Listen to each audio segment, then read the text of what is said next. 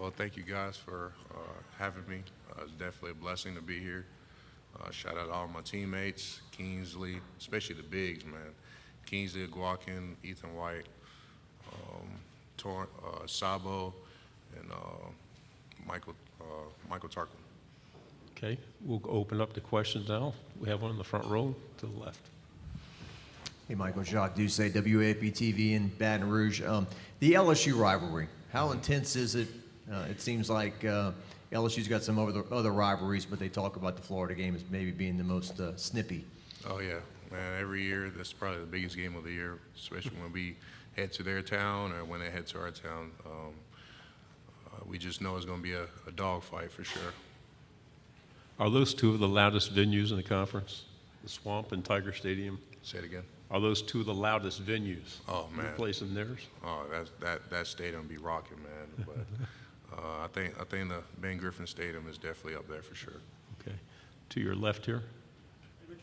Describe the dynamic of having two offensive line coaches. You know, it's something Napier has brought in that's not necessarily around a whole lot, but now you have two coaches that you can rely on. Having those two offensive line coaches has been definitely phenomenal, even for the rookies and even for the vets.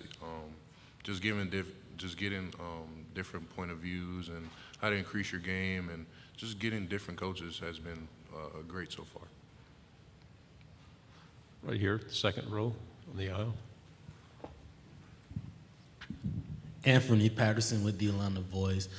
In the Florida-Georgia rivalry, both teams always say that's the most physical game of the year. For you, who are your toughest opponents or most physical opponents that you can remember, and what do you remember about it?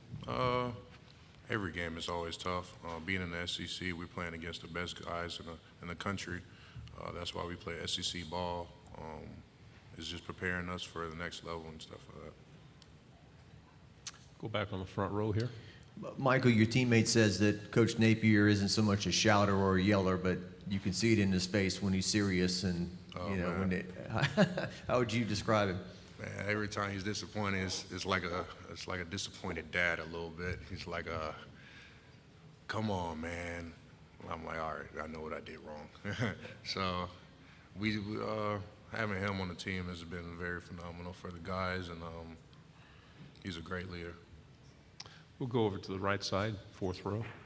Ventrell also talked about how Coach Napier is making guys bring in pen and paper. Mm-hmm. Is that how has that process been for you, and kind of what other changes has he maybe brought to this team, being a first-year coach here? So Coach Napier always preached that we should always bring pen and paper, because that's very important to write down.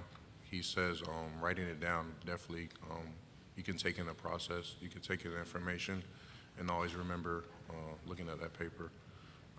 He just always preaches just taking it day by day, really, and just keep getting each other better. Don't worry about the future, just keep getting better. That's his overall message. To the left side.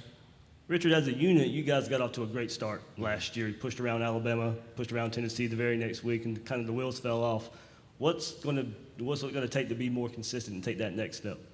To be honest with you, it started January. We hold everybody accountable.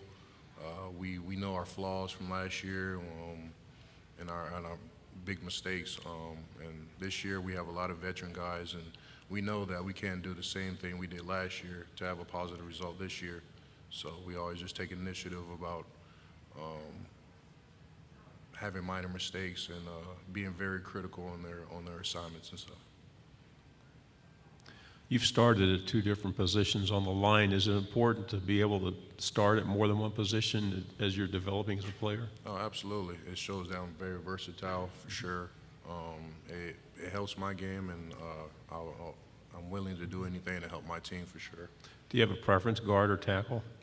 Whatever can help me, whatever I can do to help the team. Okay. Back here on the left side. You mentioned Kingsley a while ago when we talked to you.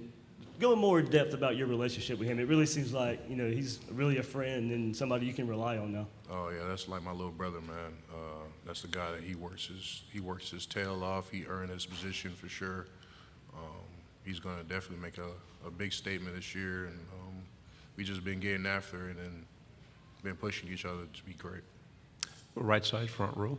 Hey, what is the one game on Florida's schedule you can pick out and say, I'm the most excited about that one, and why? Every game is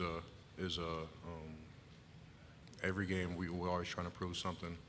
Last year we fell short, and every game we have to take it game by game for sure.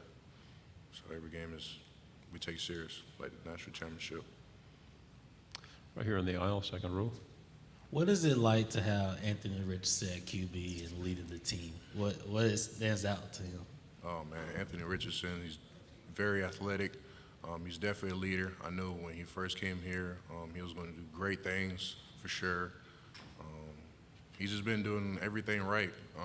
Wherever coach asks, he do. I know he always stays after practice and watching film with Coach Napier, so it shows that he's taking initiative, being that leader and that quarterback starting role. What are your favorite things about the Swamp? Is it that the students are right behind the opposing team? Is it the heat that kind of wears people out too? I mean, what is it? Something about that heat, man. Does something to the other team. Having 12 guys on the field, including the fans. The fans is the 12th guy for sure. The stadium be packed. It just be loud, and I know the fans always want us to do great. Go ahead. Richard, you just mentioned the heat. Well, Utah's got to come in and face that heat game one. Oh, yeah. What are you looking for a big game to get everything started? Absolutely, it's going to be a hard-fought game for sure. Respect to that program. We just got to control what we control for sure. Take it one play at a time and execute our game plan. Go on the left side, fourth row. Yeah, I've heard it said tradition never graduates. Putting on that Gator jersey, I know that rivalry that you have with Georgia and Auburn over the years, LSU, you name it. Yeah. Everybody says this game's a big game, this one's not. What about try losing one in a place like Florida? It's big. What's it been like with Billy Napier coming in here? He's learned from Dabo, learned from Nick Saban and his father, that influence on there. He's brought a lot of new people in, but you're still representing the University of Florida. Off-season, strength and conditioning, all that. Who are some of the leaders that have stepped up with this new Gator culture? Are you saying from the coaches or the players? Players.